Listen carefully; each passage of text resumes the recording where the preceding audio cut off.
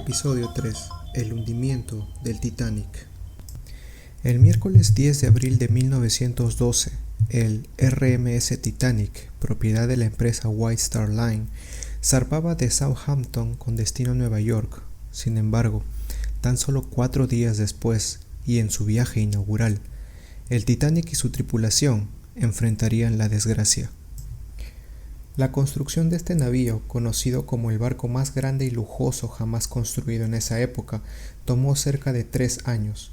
Fue diseñado por los ingenieros navales Thomas Andrews y Alexander Carlisle.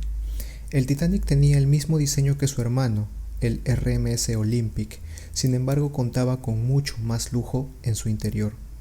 Con 46.238 toneladas de peso, 270 metros de longitud y 53 metros de altura, el Titanic se convirtió en el objeto móvil más grande jamás creado.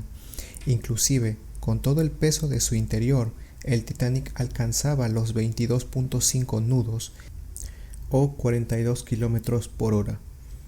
Gracias a los motores que le daban cerca de 55.000 caballos de fuerza, el Titanic tenía la fama de ser un barco insumergible, en gran parte debido a que se utilizaron los mejores materiales para su construcción, junto con su casco de doble fondo dividido en 16 compartimentos estancos, de modo así que el barco podía permanecer a flote con 4 de estos inundados, pero lastimosamente el choque con el iceberg inundó 5. El lujo del interior fue otro ámbito en el que se aplicaron grandes mejoras respecto a su hermano, el Olympic.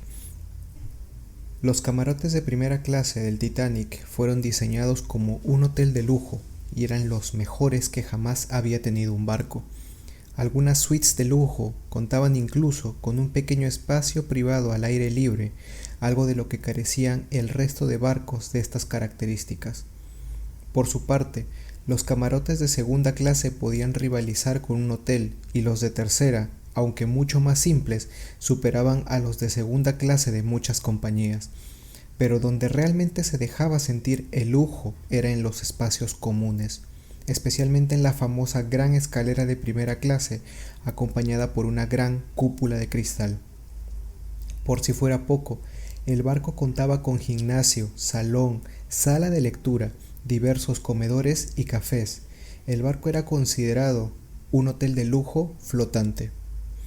Entonces, si era uno de los barcos más seguros del mundo en ese momento, con fama de insumergible, ¿qué fue lo que pasó la noche del 14 de abril de 1912? El capitán del Titanic era Edward Smith, un capitán veterano de la White Star Line, y también fue capitán del hermano del Titanic, el Olympic. Además, también conocía la ruta del viaje inaugural del Titanic, inclusive el viaje inaugural con el Titanic era el viaje con el que Edward Smith se jubilaría. 4 días después de zarpar, a las 23:40 horas, el vigía de turno Frederick Fleet vio un iceberg a 500 metros delante del barco e inmediatamente hizo sonar la campana 3 veces. Con el aviso realizado al primer oficial de guardia, William Murdoch, este hizo virar el barco a la izquierda y dio la orden de parar los motores a la sala de máquinas. Debido al tamaño del barco, recién pasaron 37 segundos para que se sintiera el efecto de la orden de giro. Sin embargo, no fue suficiente y el barco terminó impactando con el iceberg en el lado derecho. Los remaches saltaron y el agua empezó a ingresar al barco. Murdoch dio la orden de cerrar las compuertas para evitar la inundación, pero ya el agua estaba ingresando a 5 compartimentos y el barco solamente podía flotar con 4 llenos. El capitán Smith, que estaba en su camarote, notó la colisión e inmediatamente se dirigió al puente. Pidió una inspección rápida y se le hizo saber que el barco estaba seriamente dañado. Hizo llamar al ingeniero Thomas Andrews, que tras otra inspección concluiría que el barco se hundiría en máximo 2 horas. Tan solo 25 minutos después de la colisión, la pista de squash, ubicada a 10 metros por encima de la quilla, ya estaba bajo el agua, y a las 12:20 ya se empezaban a inundar los camarotes de la tripulación en la parte delantera. A las 12:10 se dieron las primeras llamadas de socorro vía radio, pero no hubo respuesta. A las 12:45 se lanzó la primera bengala de auxilio. El RMS Carpathia, que se encontraba a 93 millas, recibió la señal de auxilio y emprendió en su búsqueda para ayudar al Titanic. Sin embargo, era un barco que solamente alcanzaba los 12.5 nudos de velocidad, y a pesar de que esa noche llegó a 17.5 nudos, no pudo llegar a tiempo. El barco California vio las bengalas blancas pero no entendió el mensaje, y encontrándose a solo 20 millas de distancia, pudo haber llegado antes que cualquier barco. Sin embargo, el oficial de comunicaciones había desconectado el telégrafo debido al trato desagradable que había recibido por parte del telegrafista del Titanic poco antes del choque. Ahora regresamos a las 12:05 de la noche. El capitán Smith, sabiendo que no le quedaban más de 2 horas antes del hundimiento, ordenó alistar los botes salvavidas, mientras que los camareros avisaban a la primera clase que salgan con ropa abrigadora y con el chaleco salvavidas que les estaban entregando. Para no difundir el pánico, se les comunicó que se trataba de un simulacro. A las 12:25 se inició con la evacuación de mujeres y niños. Sin embargo, la evacuación era muy lenta, en gran parte porque la gran mayoría de pasajeros no creía que el barco realmente se estuviera hundiendo. En total, el Titanic disponía de 20 botes salvavidas para salvar alrededor de 1.178 personas. Sin embargo, en su primer y único viaje, el Titanic llevaba 2.208 personas. Los botes podían llevar hasta 65 personas. Sin embargo, los oficiales cargaban los botes con la mitad de pasajeros, ya que algunos no querían subir a estos. En los botes solamente llegaron a subir 712 personas de las 2.208 que viajaban esa noche. A las 2:05 de la mañana se desplegaron los 2 últimos botes salvavidas, y a las 2:10 el capitán Smith volvió al puente de mando solamente para que 5 minutos después el agua ingresara a su cabina y éste encontrara la muerte.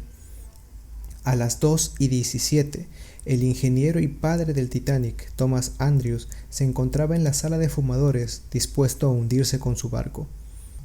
Al mismo tiempo, los músicos dejaban de tocar, y poco después se rompió la vidriera y la fuerza del agua destruyó la escalera, inundando las zonas restantes. A las 2:18 las luces se apagaron y el barco se levantó al punto de dejar ver sus hélices. Este se partió en dos cerca de la tercera chimenea. La popa permaneció a flote durante algunos minutos más, casi en un ángulo recto, con cientos de personas aferradas a ella. El barco terminó de hundirse a las 2:40 de la mañana, siendo la temperatura del agua en ese momento de -2 grados. Con personas flotando y en agonía, el oficial Harold Lowe juntó a otros botes para vaciar el suyo e ir en rescate de los demás pasajeros. Sin embargo, el tiempo de supervivencia a esta temperatura era de 20 minutos, por lo que solamente pudo salvar a 4 personas, de las cuales una murió a bordo. Alrededor de las 3:30 de la mañana apareció el RMS Carpathia en el horizonte y empezó el salvamento de los botes que estaban aguardando en el mar. Cerca de las 8:30 de la mañana se rescató el último bote y pusieron rumbo a Nueva York, al mismo tiempo que telegrafiaban al naufragio del Titanic a las oficinas de la White Star Line. Luego del naufragio y de que solamente se rescataran 705 personas, se formaron comisiones investigadoras para saber qué fue lo que pasó con el Titanic.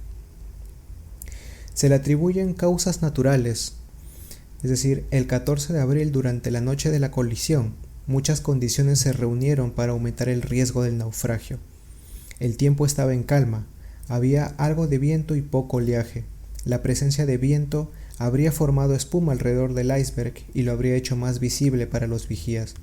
Por otra parte, no había luna, lo que hacía la noche más oscura.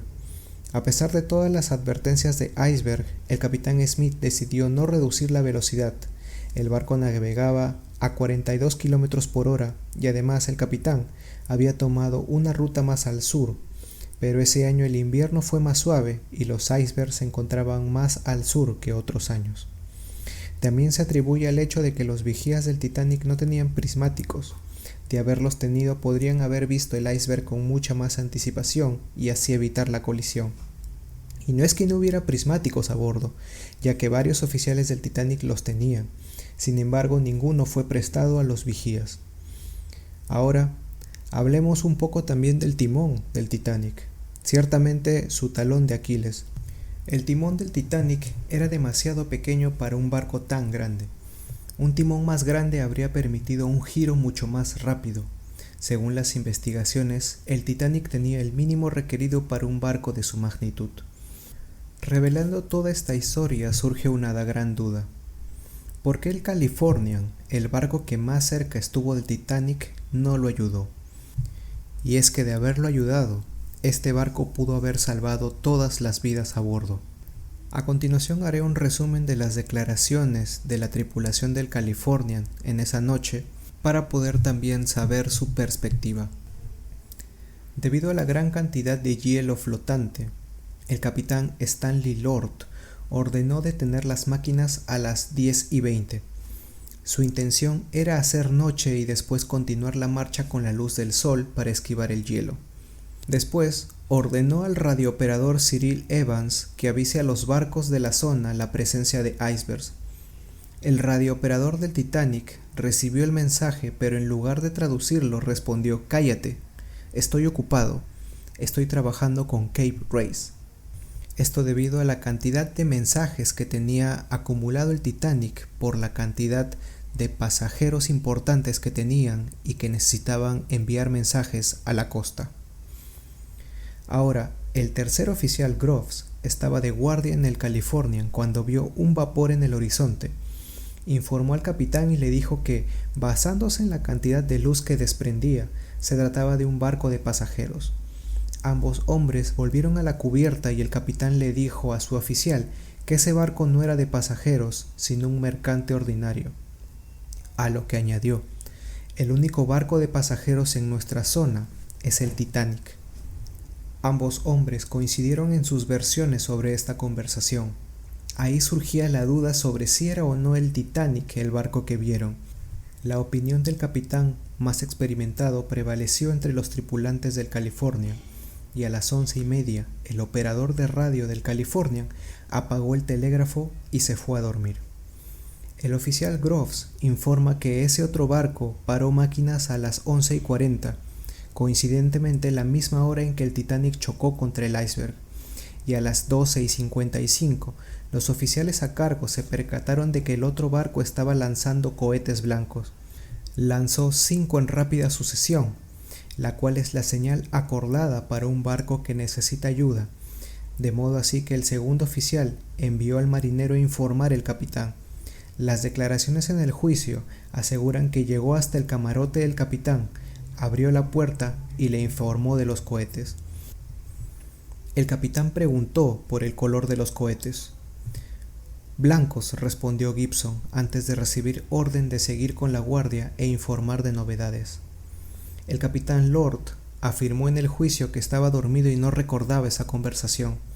El color de los cohetes fue tema de discusión porque el capitán Lord consideró que esos cohetes eran algún tipo de señal comercial y no peticiones de ayuda. De hecho, el segundo oficial Stone aseguró que no los consideró cohetes de auxilio, aunque sí enfatizó que un barco no iba a lanzar cohetes en el mar por diversión. Pese a todo esto, no se decidió ayudar al Titanic. No obstante, le enviaron señales con la lámpara Morse al otro barco, señales que no fueron respondidas. En ningún momento se les ocurrió despertar al operador de radio.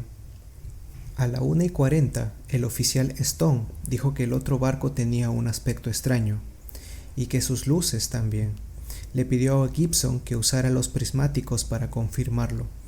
Él vio que el barco parecía seriamente escorado a proa y que tenía parte del casco fuera del agua, y aún así ninguno hizo nada para no considerar ese barco en peligro.